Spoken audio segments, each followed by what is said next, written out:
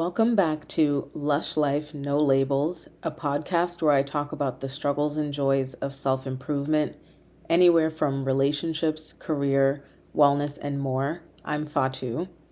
This past week was a busy time in my little town of Boston. One thing that happened was a race, and the other was a ride.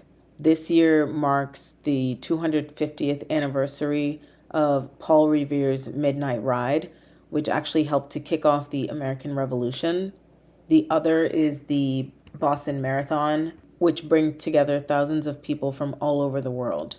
Both of these events focus on urgency and endurance, whether to fight through a revolution or run over 26 miles to the finish line. According to the dictionary, urgency is the requirement of a quick action, and endurance is the ability to withstand hardship or adversity.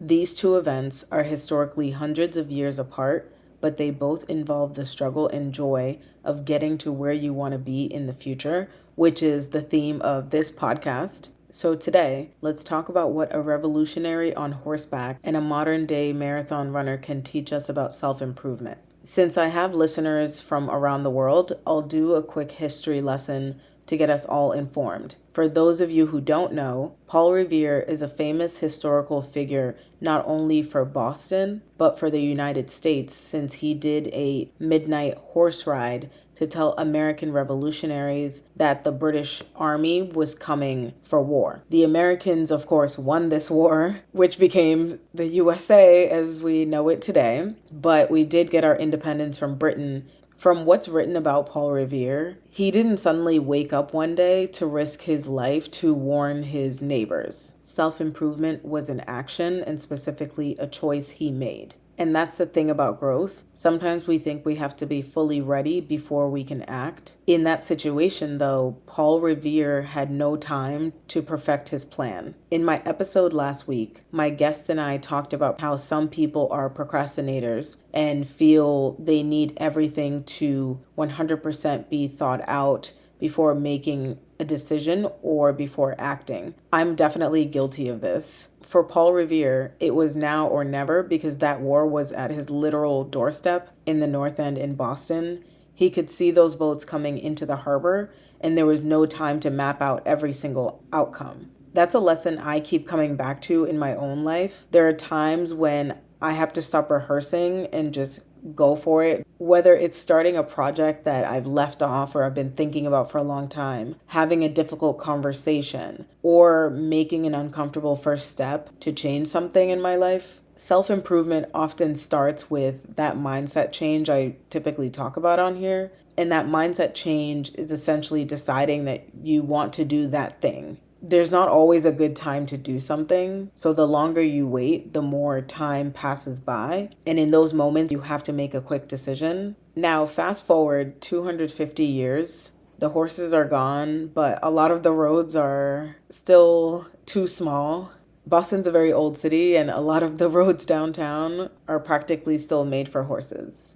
But anyways, for those of you who are unfamiliar, every April, thousands of runners compete in the Boston Marathon, and each of them is their own version of a midnight ride. It's not necessarily being a heroic horse rider, but each of those people has their own story of endurance. Different from Paul Revere and the urgency that he had, the runners of the marathon train for months. They show up every single day, even when no one's watching, to reach their goals. I have friends who have run marathons, and although I've never run one myself, I've had moments where I've tried to build new habits or work on a long-term goal. Anyone who's experienced any of these things, as I'm sure we all do, knows the struggle. At first, it's exciting when you have that new goal that you want to reach. The idea of who you're becoming and where you're heading is exciting. But then the real work starts. The long miles of training for a marathon, the late nights building a project proposal, or even planning a future event like a wedding.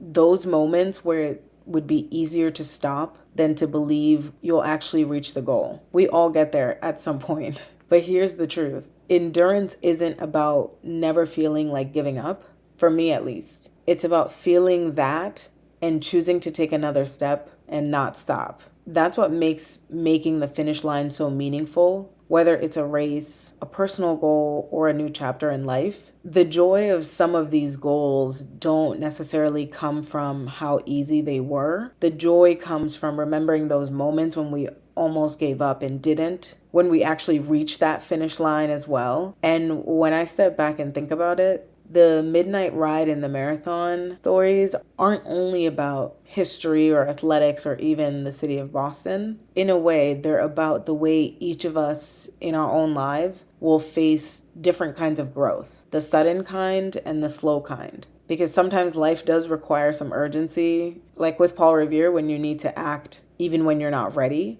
And sometimes life requires endurance. Like a marathon runner, you have to keep going even when you're exhausted and the finish line feels imaginary. Even though both of those paths can be difficult, there are definitely joyous parts of those journeys. It could be in the pride of showing up for yourself, even when it would have been easier not to, or realizing you've gone further than you thought was possible. When you are on your own journey, you're not alone. For example, Paul Revere had other Bostonians who were also spreading the word and getting ready to fight the British. Marathon runners are, of course, running their own path, but they have crowds cheering, other runners beside them, and volunteers. Same for you and me with whatever we are going through. There are always other people who are probably going through similar things. So sometimes for me in those moments when I feel like giving up or I feel alone in the journey,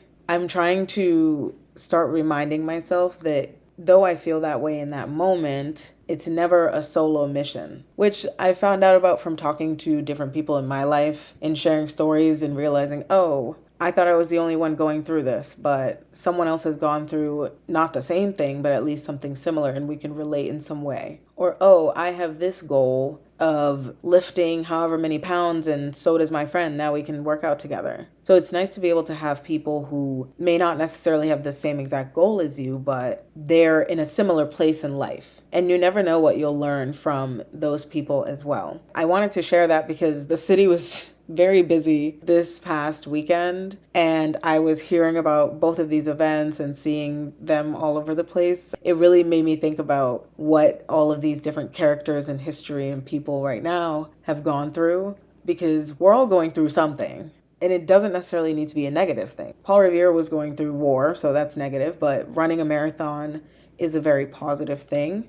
As I was thinking about what to talk about today, I was, of course, thinking about history with Paul Revere and everything being the 250th celebration. But I was also thinking about my own history of self-growth. And there are so many different ways that we are all trying to grow or can grow. And I don't think we sit down and think a lot about those areas en masse. Maybe we think about it one at a time based on what events or what conversation might come up in life. Thinking about growth overall has been interesting for me and something that I want to think about more. I encourage you to think about it too, because sometimes we are like, okay, I did this thing or I met this goal. Let's also remember to think about what we have accomplished as well, because with the marathon runners, obviously they're accomplishing great things. Paul Revere was able to accomplish something great. Some questions I want to leave you with today. Are you facing something in your life that asks for urgency or endurance? If yes, what's one thing you can do to take at least one step closer to that thing? Thank you for listening to another episode of Lush Life No Labels. Like and subscribe to Lush Life No Labels on Spotify, Apple Podcasts. Cheers to your lush life and see you later.